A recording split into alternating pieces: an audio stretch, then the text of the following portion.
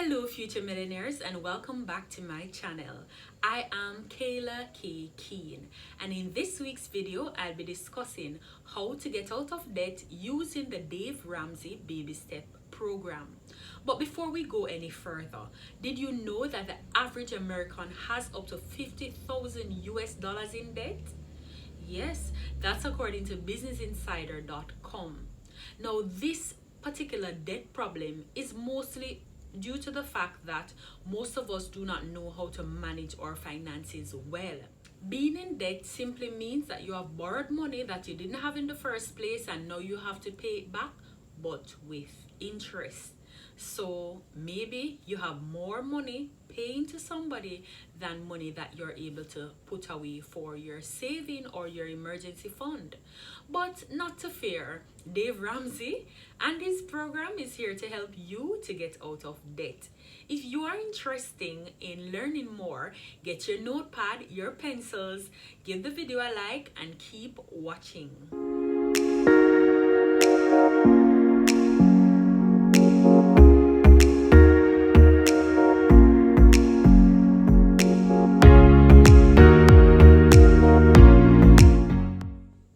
Welcome back future millionaires and thanks for staying.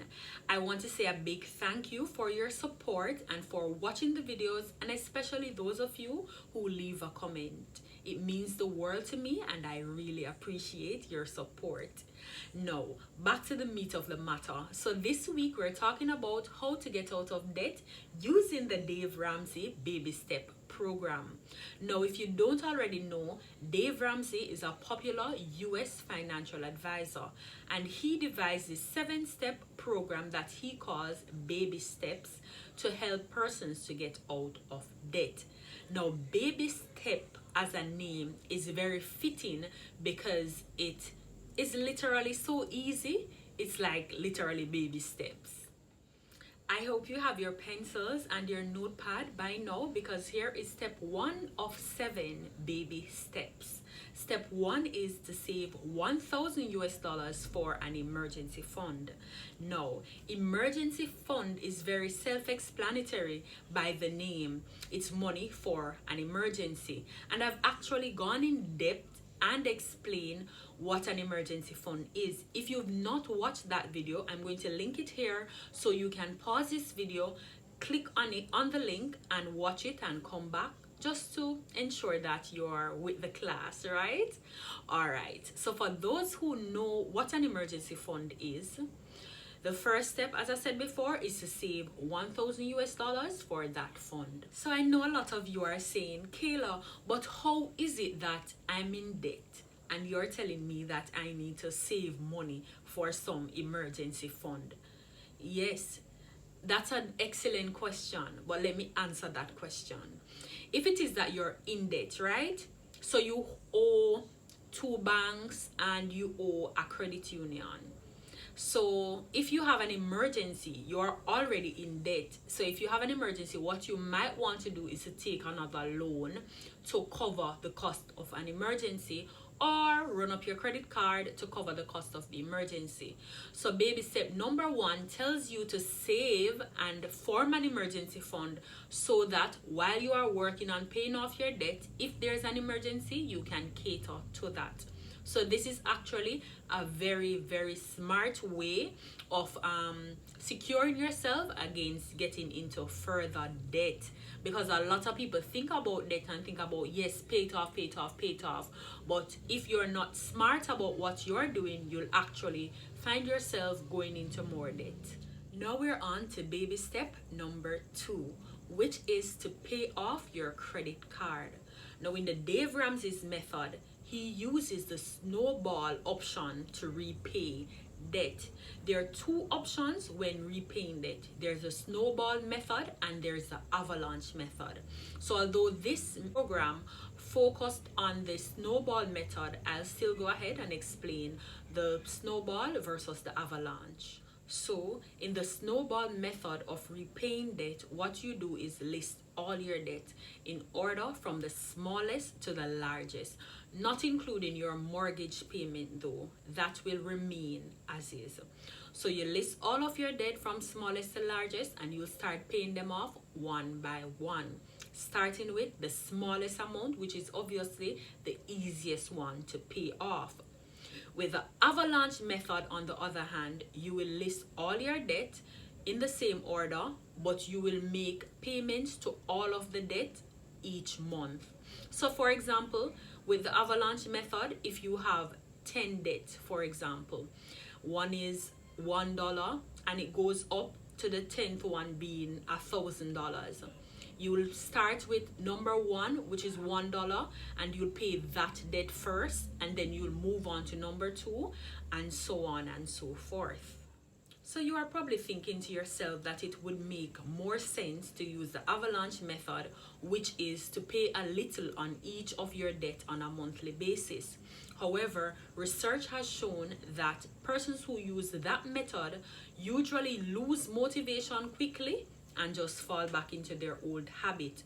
So this is why Dave Ramsey has chosen the snowball method, which is to make payments on the minimum amount first and then move on to the other ones until you get to your biggest debt. This is very motivating, and if you see one debt going away, two going away, more than likely you will feel excited and you will feel as though the program is easier to stick to and follow. So this is why he chooses to use that method of debt repayment. Now that you have passed baby step number 2 and have repaid all your debt, you are now moving on to step number 3, which is to invest 15% of your household income into tax-free retirement funds or mutual funds. Most people who have debt and have paid it off are now so comfortable that it's so easy for them to fall back into the trap of getting into debt or just not paying attention to their personal finances. This is why step 3 is very important, as it helps you to redirect the money that you were using to repay debt into something that will benefit you in the long run. A big part of this is actually building out the $1,000 that you had for your emergency fund at step 1 into something bigger. So you're trying now to save up money that can last between 3 and 6 months, which is the required sum for your emergency fund.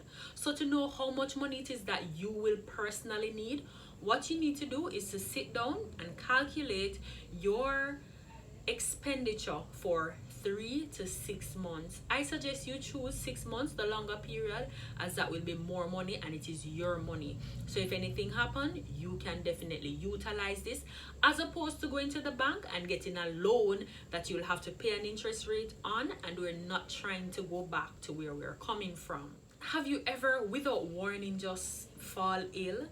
Or have you ever gotten up to go to work and then all of a sudden you start in the car and it's making a funny sound? Or if you have children, you know how children are. Sometimes they can get ill just with the seasonal flu or something more serious. And we definitely want to have money for these emergency for more than one reason. Even though you can access a loan or use your credit card, you have to remember that making a bad decision can significantly affect your finances. Remember, I taught you in a previous episode how to manage your credit card, and I'm going to link it here just in case you need a refresher. But remember, you cannot just, in the case of an emergency, randomly take up your credit card and spend above the limit, because you are going to go back right where we're coming from. Remember that the money that is on your credit card is a loan, and you need to treat it as such. So having an emergency fund is absolutely crucial if you want to be healthy financially. Baby step number 4 is to pad your emergency fund. Now, I stressed it in the last point and I cannot stress it enough. The more money you have, the better for you as it relates to emergency.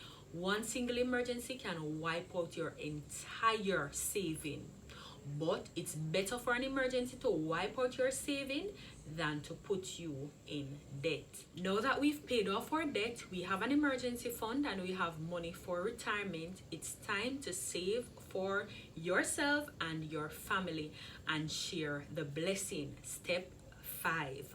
Let me clarify with step 5. When I say pay off your debt, I mean all your debt except for mortgage.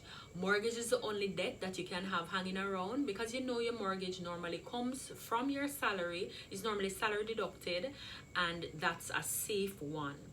So you can go ahead and allow the bank to continue to collect from your salary for the mortgage in step 5. So you are going to continue though to save up for yourself, but not only for yourself. Remember, there are persons around you, family members who are depending on you, and persons who are less fortunate who will need your help. So continue to save as much as you can. If you can increase the 15%, continue to increase it and save, save, save. The part that says share the blessing, I absolutely love, because when you have gotten to financial independence, it's very important that you remember those who are not as fortunate as yourself and give back where necessary. This steps takes account for charity, giving back to people in your neighborhood. Whatever method you choose to give back, remember to give back. And not just financially. Remember to give back some of the knowledge that you have earned along the way. And if you have gotten out of debt and you know someone else who is in debt, feel free to encourage them. Share your story and help them find a way out of debt also. Sit tight, we're almost at the end. So we're at baby step number 6. By the way, if you haven't already, remember to like the video. And if you don't comment yet, leave a comment. Ask me a question. I answer all comments. So ask me a question and I'll definitely answer you. So step number 6 is to pay off your mortgage early. This is my personal favorite step because it is the one step between you and financial freedom. Imagine with me a life where you never owe nobody. You don't owe for your house, you don't owe for your car. Oh my God, that's absolutely blissful. Well, this is what the 6th step is all about. So now that you got rid of all of the other debt, you're trying to pay off your mortgage. So any extra income that you might have, residual income, money as a gift, birthday money, you're putting it towards your mortgage. Remember that mortgage attracts interest rate too, you know. So if you leave the mortgage there, you'll have your interest rate that keeps piling up. But if you can pay off the interest, then you can have a lower payment at the end of the day. So step 6 is throwing all your money towards the mortgage. So we're at the big step, which is step number 7, which is to build wealth and give. You can imagine now, you're at a place in your life where you don't owe nobody at all, and you're basically living your best life, as we would say. Yes, this is what step 7 is all about. But I love the fact that it includes giving. We have to build our muscles to extend to other people. We have to remember that there are people who are less fortunate, people who just don't have it for whatever reason, people with different socioeconomic background, and it's our time to give when you have sufficient. When you are wealthy, and at this place that we all want to be, don't forget to be kind to others as you would like them to be kind to you if you were in their position. As far as I'm concerned, the last step is the most fun because I believe in leaving an inheritance for your children. So if you're actually this wealthy and you don't owe anyone, you can definitely leave back something for your kids, and not just your kids, your grandkids, and not just your grandkids, but other people's children. So remember, we can do it together using the Dave Ramsey's Baby Step program. If you enjoyed it or you learned something new, talk to me down in the comment section. I want to know what it is that you learned that was new. And if you watched to the end, comment #baby steps. Until next week, future millionaires, it was my pleasure serving you. Remember to show me some love by liking the video, leaving a comment, and if you have not done so already, subscribe. Additionally, hit the bell, because if you don't, you're not going to get notifications when I post, and you need to hear what's going on and keep up with the class. Until next week,